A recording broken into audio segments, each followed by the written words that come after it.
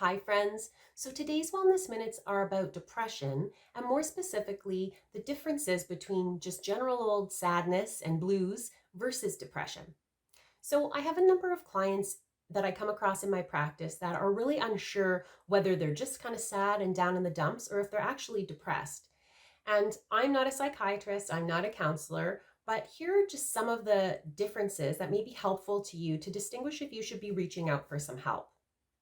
So, generally speaking, when someone just has the blues or is down in the dumps, it's usually situational. So, something has happened. Maybe there's been a breakup or a passing of a loved one or a big major life happening or something big that happens to kind of knock you down a notch and just make you a little bit sad and full of a bit of grief. Now, with depression, nothing really has to happen at all. You can just be minding your own business and all of a sudden it hits you very deeply and profoundly. And so that can be one of the major differences if you can't figure out why it's happening to begin with. Um, Generally speaking, if you're sad or down in the dumps, it doesn't usually last more than a couple weeks where you kind of bounce back and are able to carry on fairly easily. Whereas depression, after a couple weeks, it's not really going anywhere, and it's not going to go anywhere without some help and some intervention or some work to help rectify the situation. You'll find with depression, it very much impacts your mood and the environment and how you operate in your day-to-day life and how you perceived your surroundings, how you relate to your surroundings, and really altering your mood.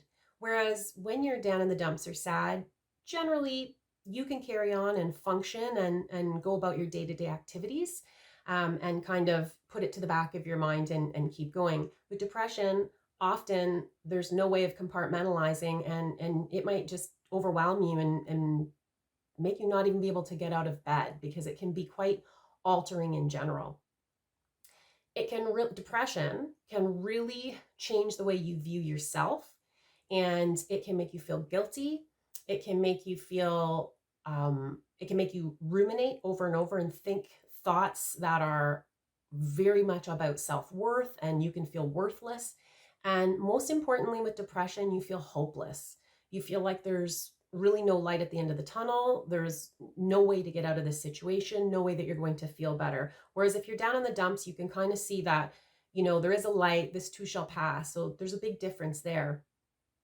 With depression, it will often affect you physically. So there will be sleep problems, right? A hard time sleeping. There will be energy levels definitely altered. You'll be very low energy, a lot of fatigue. And it will be really tough to just get yourself out among people. And when you're just have the blues or down in the dumps, usually a friend, a pal can kind of get you out of it and call on you, persuade you to do something, and especially activities that you enjoy. So if you just have the blues or you're just a little bit down in the dumps, usually when someone presents your favorite activity to you, it will encourage you to get out and participate and put a little bit of a spring in your step. Whereas depression, you lose your drive and even your care for the things that you normally love to do.